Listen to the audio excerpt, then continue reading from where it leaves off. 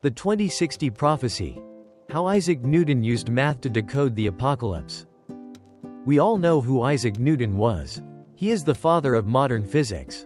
The man who sat under the apple tree and discovered gravity. The genius who used a prism to unravel the secrets of the rainbow. In our history books, Newton is the ultimate symbol of reason, science, and cold, hard logic. But what if I told you that was only half the story? What if I told you that the smartest man in human history spent 50 years of his life not studying physics, but searching for the end of days? And even more terrifying, he found a specific number, a specific year when the world as we know it will fall apart. That year is 2060. We are only a few decades away from that date. Could Newton, a man who was never wrong about how the universe moves, be right about how it ends? The last of the magicians. To understand why Newton predicted the year 2060, we have to strip away his scientist lab coat. In 1936, a metal chest filled with Newton's private, unpublished papers was auctioned at Sotheby's in London. The man who bought them was the famous economist John Maynard Keynes.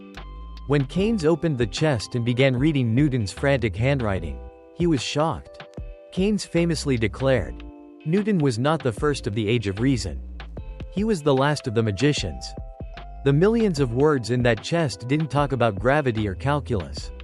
They talked about alchemy, the magical process of turning lead into gold, about the philosopher's stone, and most importantly, deciphering the Bible. Newton believed the Bible was not just a religious book, but a complex mathematical code planted by God.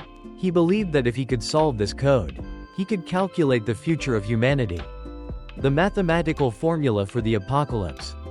Today, in the National Library of Israel, there sits a yellowed, fragile letter. On it are simple arithmetic calculations that are truly chilling.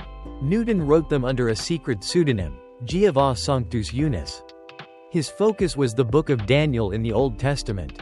Newton became obsessed with a cryptic phrase in the ancient prophecy, a time, times, and half a time. Using the mind of a mathematical genius, Newton converted this data. In prophetic language, a time, times, and half a time, corresponds to 1.260 days. According to Newton's rules for decoding the Bible, one prophetic day equals one actual year. So, the key number was 1.260 years. But 1.260 years counting from when? This was the most critical variable. Newton did not choose the birth of Jesus. Instead, he chose a political event that he believed was the origin of religious corruption. That date was 800 AD, the year Charlemagne was crowned, and the Holy Roman Empire was established.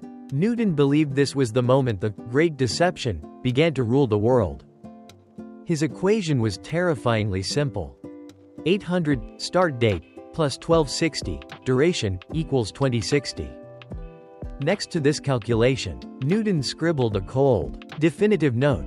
It may end later, but I see no reason for its ending sooner. What will happen in 2060? When we hear apocalypse, we usually think of asteroids impacting the Earth, nuclear war, or a zombie outbreak. But for Newton, the vision of 2060 was different. Newton was a deeply religious man, though a heretic by the standards of his time. He did not believe the planet would explode. According to his notes, 2060 would mark the violent end of the era of darkness. The fall of corruption, the collapse of corrupt empires and the corrupted church. The return. The Jewish people would return to their homeland, interestingly. This partly came true in 1948 with the founding of Israel, which makes many people trust Newton's timeline even more. The New Kingdom, a 1,000-year era of peace would begin. However, before there is peace, there must be destruction. Before the new order, the old order must burn. For Newton, 2060 is the year of the Great Reset of human civilization. A warning or just superstition? We live in the 21st century, a world dominated by science. It is easy to laugh at this prediction and dismiss it as the senile obsession of a lonely genius. But look at the world around us right now. We are inching closer to that deadline. Artificial intelligence is evolving at a frightening speed.